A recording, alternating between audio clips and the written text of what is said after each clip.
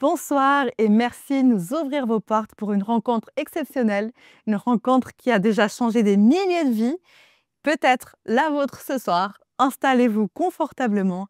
Bon sabbat chez vous. Saison 7 commence maintenant.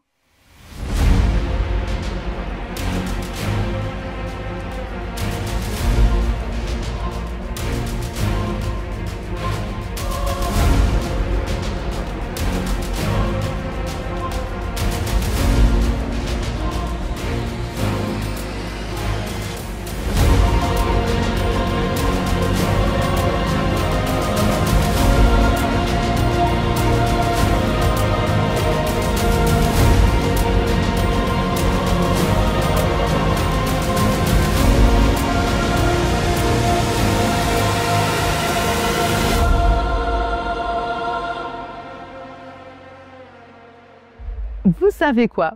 J'étais en train de me dire que la vie est vraiment incroyable. Qui aurait cru qu'il y a encore seulement une dizaine d'années que des personnes se réuniraient par écran interposé grâce à une technologie appelée Internet pour chanter, prier, étudier la parole ensemble? Des gens des quatre coins du monde, séparés par des milliers de kilomètres, unis virtuellement. C'est un peu fou quand même, vous trouvez pas? Et c'est ce qu'on vit chaque semaine. Alors bienvenue pour un nouveau début de Sabbat ensemble. Chantons ensemble.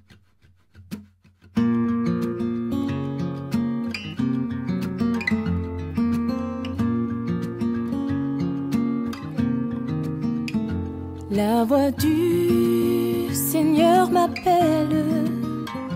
Prends ta croix, viens et suis-moi. Je réponds, Sauveur fidèle, me voici, je suis à toi. Jusqu'au bout, je veux te suivre, dans les bons, les mauvais jours. À toi pour mourir et vivre, à toi Jésus pour toujours.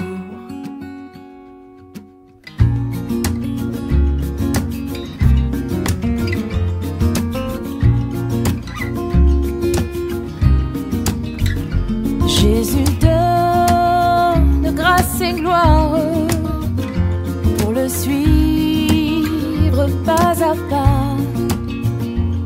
Avec lui, joie et victoire, paix et bonheur ici-bas. Oh, oh, jusqu'au bout, je veux te suivre, dans les bons, les mauvais jours. À toi pour mourir et vivre, à toi Jésus pour toujours.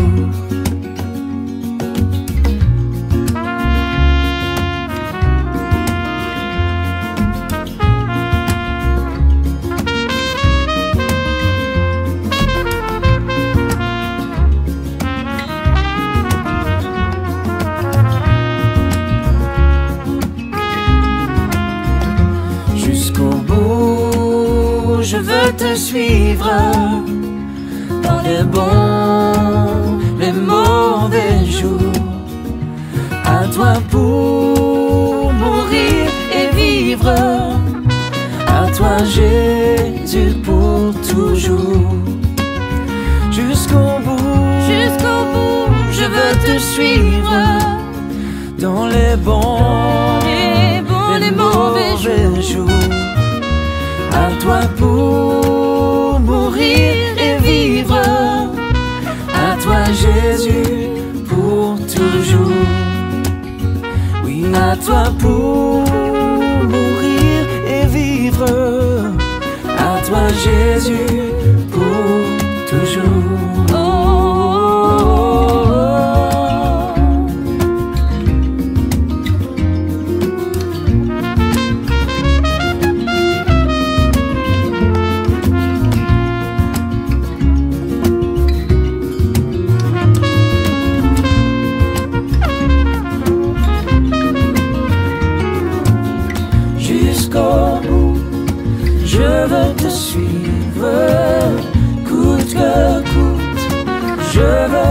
te suivre jusqu'au bout. Je veux te suivre, coûte que coûte.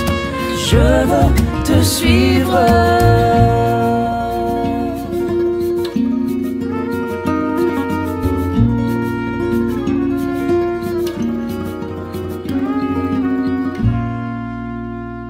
Ce soir, j'avoue, j'ai un peu de mal à introduire le passage biblique que nous allons étudier avec notre invité. Sincèrement, c'est un passage déroutant et je souhaite bonne chance à Esther Lorente qui va en parler dans quelques secondes. Elle va commenter 2 versets seulement qui présentent un jeune homme qui suit Jésus, simplement vêtu d'un drap et qui va devoir s'en défaire pour s'échapper des mains de ceux qui viennent arrêter Jésus. La symbolique est forte. Je ne sais pas si vous avez déjà dû renoncer à tout, même vos vêtements pour sauver votre peau, mais moi, non. Alors je laisse tout de suite la parole à Esther, pasteur en Suisse, pour nous éclairer à ce sujet et nous amener au-delà de ce simple texte. Très bonne écoute à tous, que l'Esprit de Dieu nous accompagne.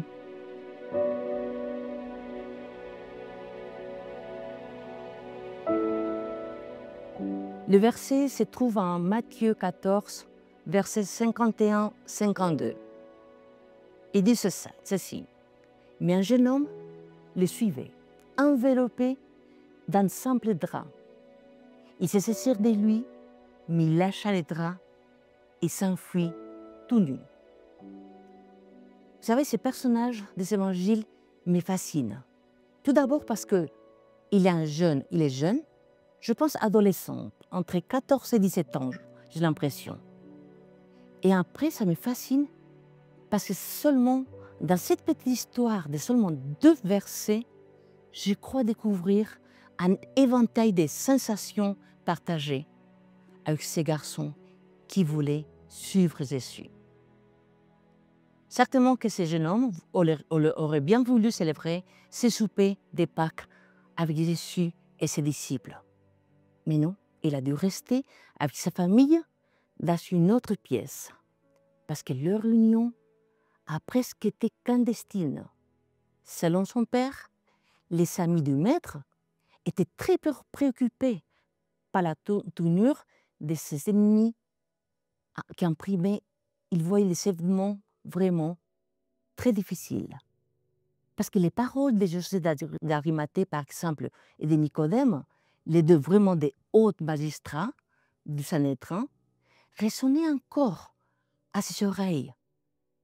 Parce que là, ils affirmaient avoir entendu Caïphas déclarer « Il est préférable qu'un homme périsse plutôt que toute la nation entière ne se perde. » Ce récit se situe vraiment dans le contexte de la passion de Christ.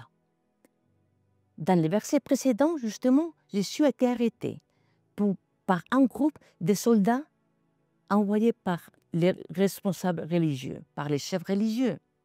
D'un côté, Judas l'a trahi. D'autre côté, Pierre a coupé l'oreille d'un des soldats. Et en plus, Jésus a permis qu'on les capture, reconnaissant que cela faisait partie d'un plan divin. À ce moment-là, les disciples abandonnent Jésus et s'enfuient, les laissant seuls face à ces ravisseurs. Waouh! Avant tout, je veux attirer l'attention de ces « mais » avec lesquels les versets commencent. Car s'il y a un « mais », évidemment, c'est parce que l'attitude de ces jeunes hommes diffère de l'attitude des précédents versets, c'est-à-dire des disciples. Les disciples, ils l'ont abandonné. Mais ces jeunes hommes voulaient suivre Jésus. Justement, ces disciples qui avaient dormi avec Jésus, qui avaient mangé avec Jésus, qui sont marchés, ils ont fait des kilomètres avec Jésus, qui avaient vécu avec Jésus. Et tout d'un coup, ils ne sont plus là. Enfin, ils étaient terrifiés, ils ont vu le maître se laisser arrêter, sans aucune résistance, mais ce n'était pas possible. Et ils ont eu tellement peur qu'ils ont lâché prise. Ils sont lâché prise. Ils ne sont pas pu faire autrement. Mais un jeune homme le suivait. Un garçon anonyme, sans histoire, au moins jusqu'à ce moment-là, et sans nom ni vêtements. Waouh, cette histoire nous raconte pas seulement c'est une séance de striptease, mais un adolescent curieux, sensible. Je suis convaincue qu'il était déjà couché, ce jeune homme. Bien entendu, ses parents parlaient de l'arrestation.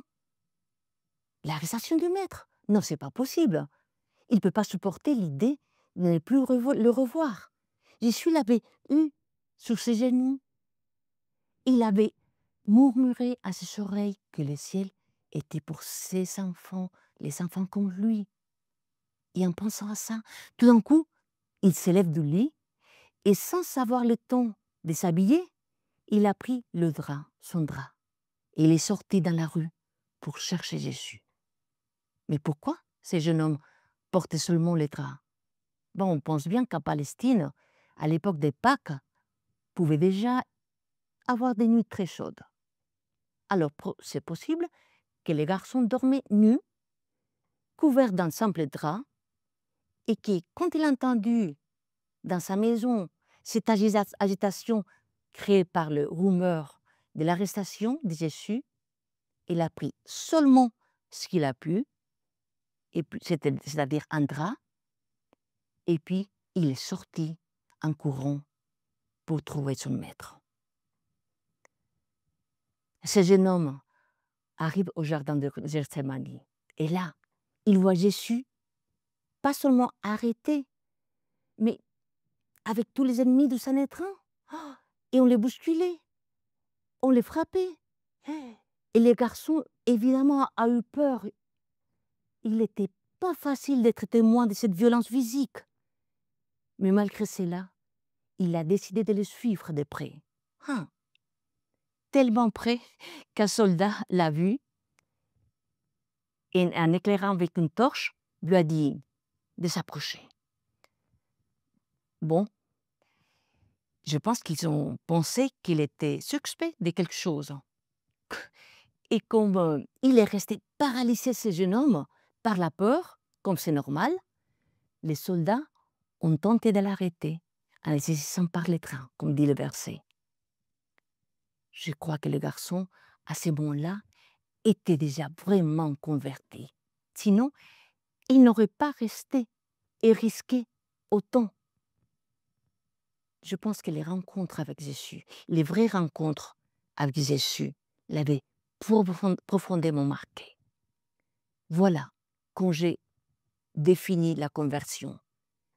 Les marques laissées par nos rencontres avec Jésus, ce qui nous pousse vraiment à sortir et faire pour lui n'importe quoi, tout ce qu'il nous demande. Cependant, bien que déjà convertis, les garçons échouent. C'est lamentable, mais c'est un moment difficile. Et lui, il va abandonner aussi Jésus. Parce que vous savez, la conversion ne nous rend pas parfaits ni infallibles. Simplement, se convertir, c'est dire notre premier oui sincère au Maître sur un chemin qui sera parmissé de beaucoup d'autres oui et de nombreux non. Donc la conversion, c'est décider de suivre Jésus, qui seul, parfois, quoi qu'il en coûte, peu importe, même si nous n'en arrivons pas toujours de près. Le cas du garçon au drap, qui selon la tradition était Jean-Marc, nous aide à comprendre cet petit aspect important de la conversion. C'est ce garçon qui suit Jésus, qui suit les Christ. Il n'était pas intégré dans les groupes de disciples, mais il était capable de risquer plus que pour être auprès de son maître. Mais un anonymat que Jésus ne laisse pas passer inaperçu. Et je me pose la question, pourquoi la tradition chrétienne permet de déduire que Marc l'évangéliste était ce jeune garçon au drap. Les disciples, d'un côté, ils n'étaient plus là. Ils avaient laissé Jésus seul. Ils avaient tous fui. Alors, qui a vu cette scène pour ensuite pouvoir la raconter à Marc l'évangéliste? La réponse est claire. Je pense que c'est presque évidente. Marc lui-même a été le protagoniste de ce récit qui raconte ensuite à la troisième personne, sans trop se dévoiler. Peut-être parce que par pudeur ou peut-être par peur du ridicule. Cette histoire de Jean-Marc nous offre une autre vision pleine d'espoir de notre propre expérience spirituelle. C'est notre engagement, mon engagement à moitié parfois, plein de passions comme ce jeune homme, mais aussi reflet clair de notre faiblesse. Semblant aussi servir au maître, je ne sais pas pourquoi. Pour lui, c'est suffisant, ce désir, mais si parfois on n'est pas au niveau.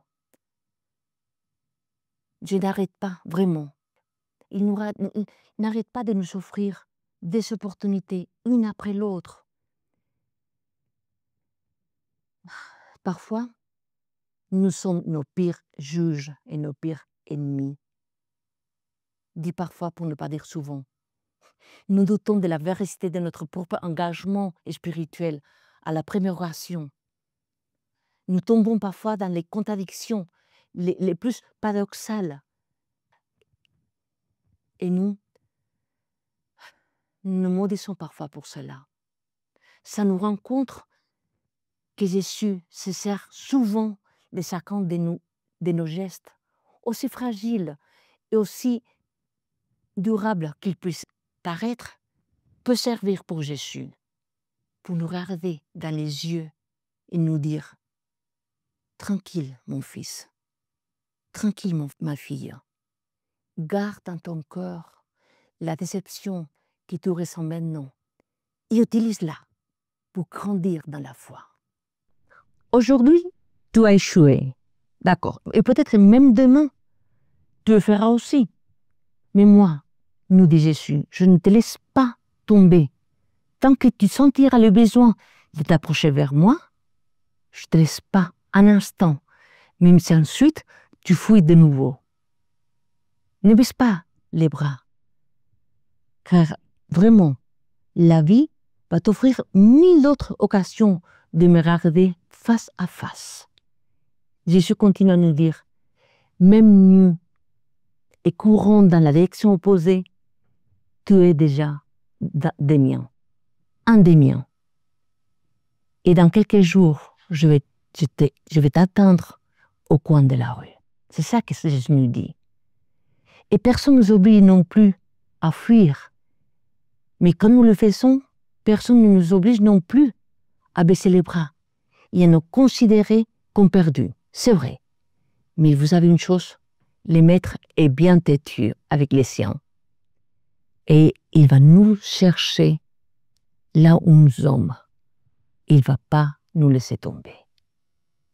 Et ce jeune homme, fuyant, que plus tard, justement, il va fuir aussi de nouveau ses responsabilités comme prédicateur aux côtés de Paul et de Barnabas, selon Actes, a finalement trouvé sa voie. C'est ça qui est intéressant. Peu importe, il a fui à 2 reprises, mais il a trouvé sa vraie voie. Il a fini par écrire un des plus beaux évangiles, un 2e livre du Nouveau Testament.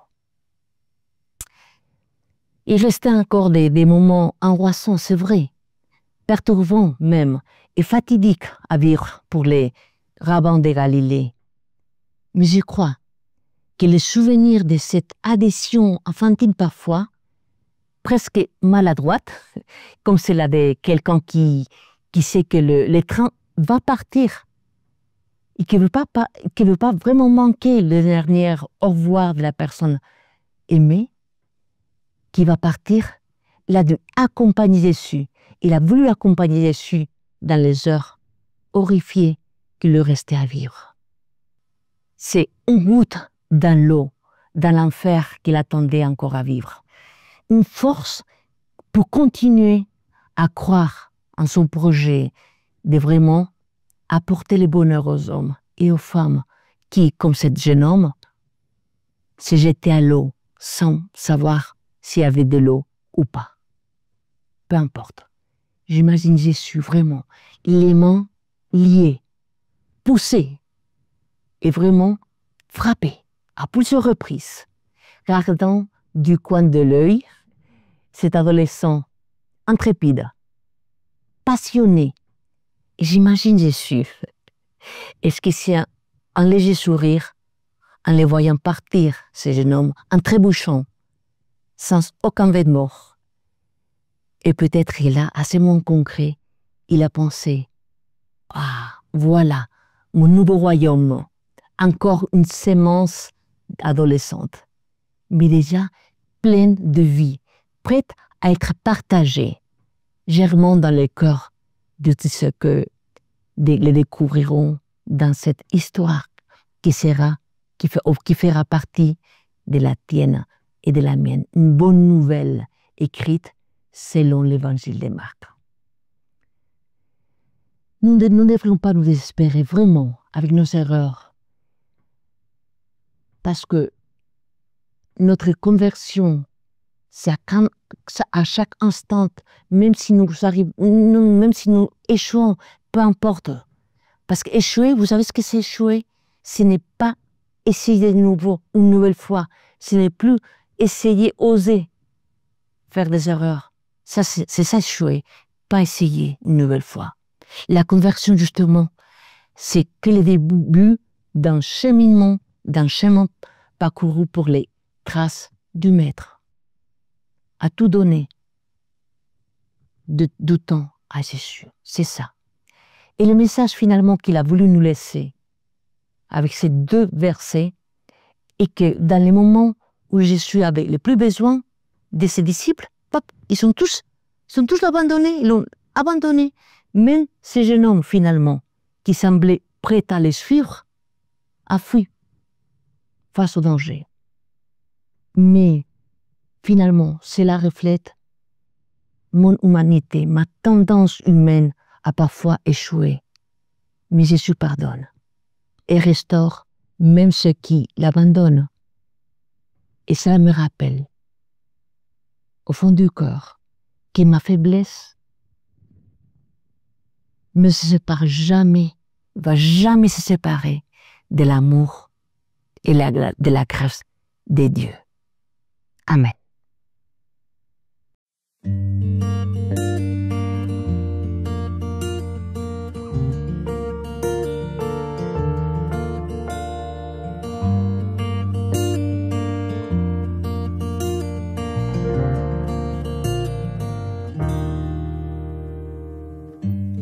Ma peine d'aujourd'hui ne m'apporte que mépris et déchire mon corps.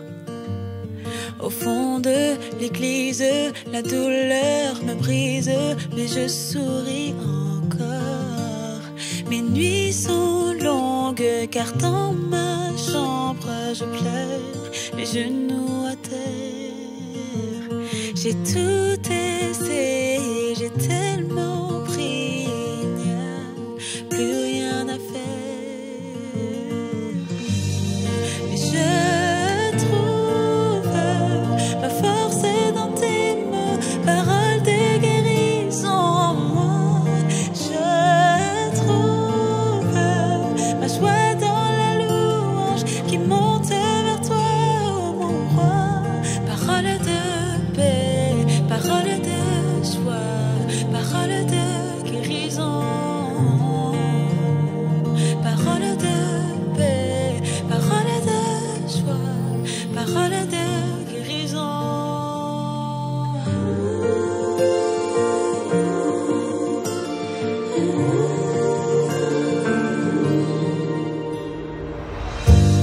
Là où tu te caches, je veux que tu saches que Dieu guérit encore.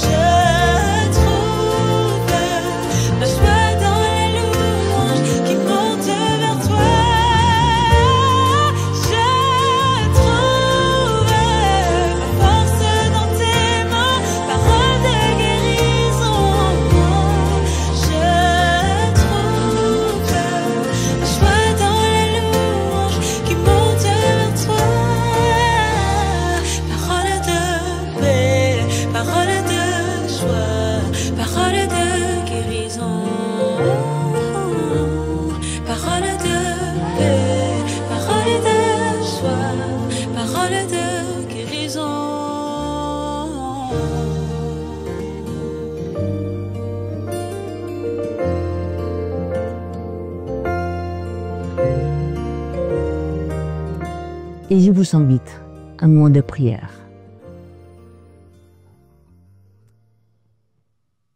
Merci mon Dieu pour cette histoire. Parce que cette histoire, ça me rappelle que tu nous donnes toujours du courage. Tu nous invites toujours à aller de l'avant. Merci Seigneur, parce que même si nous avons l'impression d'échouer, tu ne l'es jamais. Tu es là pour nous lever de nouveau et nous inviter à continuer à aller toujours de ta main en avant. Merci surtout parce que cette histoire nous montre que même si parfois nous arrivons à t'abandonner, tu ne nous abandonnes jamais, jamais. Merci, parce que tu te sers même de nos faiblesses, même de cette partie que nous n'aimons pas trop, mais tu te sers de nous pour montrer, Seigneur, que tu es un Dieu d'amour et un Dieu de grâce. Au nom de Jésus. Amen. Après cette soirée, j'ai envie de classer ces versets bibliques que nous venons d'étudier dans le top 3 des passages les plus incongrus de la Bible. Vraiment, la Bible est pleine de surprises.